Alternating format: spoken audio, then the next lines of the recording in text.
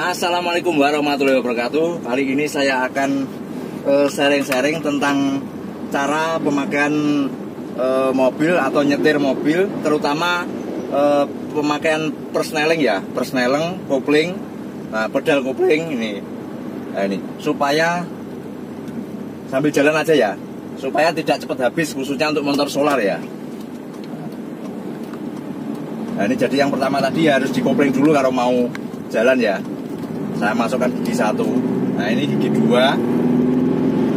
Nah, RPM-nya nggak terlalu tinggi, paling cuma 2,5 atau mentok sama 3 gitu aja lah, nggak usah tinggi-tinggi. Kebetulan ini jalannya juga turun ya, jadi tenaganya enteng.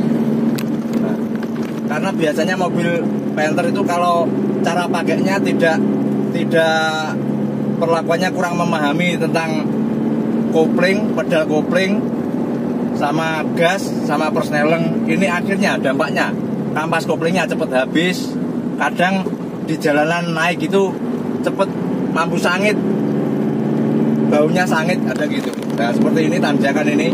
Nah, kalau ditanjakan, kalau tenaganya rasanya masih ngatasi, ya nggak apa-apa digenjot lagi. Tapi kalau tenaganya sudah kurang, jangan sampai diinjak koplingnya terus mesinnya gereng gitulah, mesinnya berdengung tapi tenaganya nggak ada. Nah, itu yang bikin kampas koplingnya cepet habis. Nanti kalau kampas koplingnya cepet habis dan kita nggak tahu, pemakainya nggak tahu, bisa merembet ke matahari juga.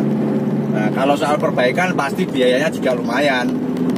Makanya sebelum sampai ke situ ya mending kita perbaiki dulu cara pemakaiannya, terutama antara pedal gas, pedal kopling, sama persneling.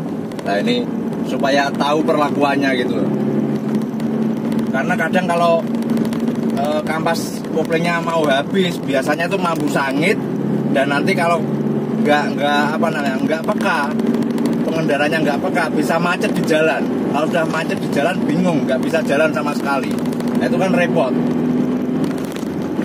Nah, ini tanjakan ini agak digenjot nggak apa-apa, ini masuk 3.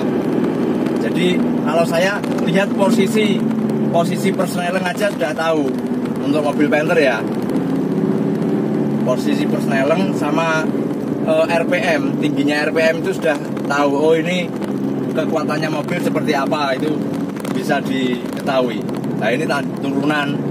Nah, biasanya kalau turunan, maksudnya jalan turun, itu jangan dikopling, jangan diinjek koplingnya. Nanti kalau diinjek koplingnya, gelondornya banter, terus ngeremnya membahayakan. Bisa remnya bisa nyeplos. Jadi biar posisinya disesuaikan aja ini giginya persneling. Kalau turunannya curam banget, mending di gigi gigi kecil, gigi 1 atau gigi 2, supaya tidak main rem terlalu nemen ya. Soalnya kalau remnya nanti terlalu nemen, terus bisa nyeplos remnya, malah bahaya. Biarkan aja gereng gitu, jalannya pelan-pelan, jangan diinjak koplingnya. Nanti kalau diinjak koplingnya malah los seperti netral itu, koplingnya juga kerja, terus remnya juga nekan, akhirnya malah bahaya. Efeknya nanti kampas koplingnya juga sangit, bisa habis, bisa macet karena panas, terus remnya juga nyeplos, bahaya di perjalanannya. Nah, ini seperti ini stabil kalau jalan datar. Nah, nanti kalau di depan agak pelan, ya kita kurangi gigi 2, ini kan 3, gigi 2. Nah, kalau pas berhenti, habis jalan terus berhenti di tempat, terus mau jalan lagi, yaitu dimasukkan 1. Sebelumnya netral ya. Kalau habis jalan terus berhenti, ya dinetralkan. Habis misalkan dari 4, terus rel 4 banter gitu ya, terus di depan tuh kok ada berhenti lampu merah atau apa gitu, ya dikurangi ke 3, habis itu kurangi ke 2. terus langsung dinetralkan tidak apa-apa. Habis 2 harus netral, pelan-pelan kan jalannya, terus berhenti. Jadi posisi berhenti, persneling pada posisi netral. Dan nanti kalau udah hijau atau mau jalan lagi, baru dimasukkan 1. Atau kadang masih mau berhenti tapi di depan sudah jalan pelan-pelan, itu gigi 2 nggak apa-apa, nggak terlalu berat. Nah kalau habis yang agak bahaya, kalau habis berhenti terus lupa habis persneling 3 atau 4 gitu ya, karena berhentinya tuh di kopling terus, akhirnya kan lama-lama berhenti sambil diinjek rem. Nah terus mau jalan lagi, itu lupa nggak dinetralkan, akhirnya gigi 4 atau 3 langsung dibuat jalan lagi. Ya berat kondisinya, kendaraan ya berat, akhirnya efeknya ke kampas kopling lagi. Itu kampas koplingnya bisa ambu sangit ataupun cepat habis. Bahayanya nanti bisa macet di jalan. Nah, apalagi pada saat tanjakan, jalan nanjak terus macet posisinya. Nah itu kalau kondisi mobilnya nggak fit, nggak prima, nah itu agak repot, dan sopirnya mungkin kurang prigel ya, kurang lihe. Nah, kalau kondisinya mobilnya fit ya, tanjakan terus ada macet ya berhenti, dinetralkan, di handrem. Yang penting handremnya harus kuat ya, harus makan ya. Nah, sama antisipasi rem, jadi harus waspada. Dan nanti kalau mau jalan lagi,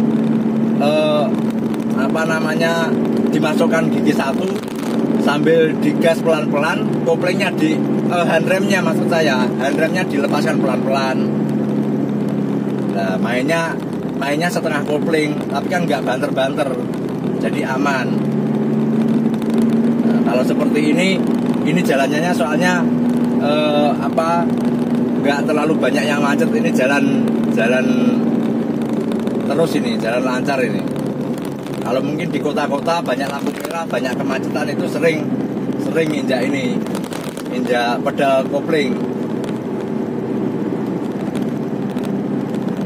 Karena situasinya ya gitu. Situasinya. Nah, kalau ini ditambah lagi, dimasukkan 4 bisa. Nah, dan yang pasti jangan taruh, kalau sudah dimasukkan gini ya, lepas saja kakinya dari pedal kopling. Jangan ditempelkan di pedal kopling. Itu juga kebiasaan yang kurang pas. Nah gitu, jadi udah lepas saja kalau seperti ini. Nah terus misalkan ini habis banter, terus di depan itu agak pelan ya, nah kita mengurangi.